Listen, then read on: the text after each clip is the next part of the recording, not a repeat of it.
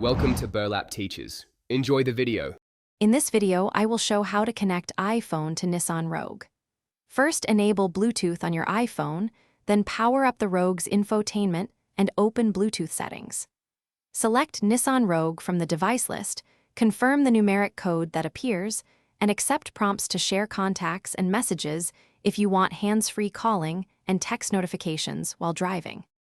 To set up Apple CarPlay, plug your iPhone into the Nissan Rogue's USB port using a certified Lightning cable or pair wirelessly if available. On your iPhone, accept the CarPlay prompt and follow the simple on-screen steps.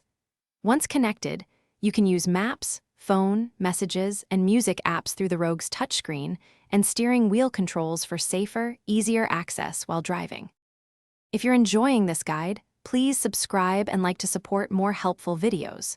Quick recommendation: the Echo Dot smart speaker brings your space to life and makes hands-free control simple, which pairs nicely with staying hands-free in your Rogue. It offers great sound, voice control, and compact design for any room.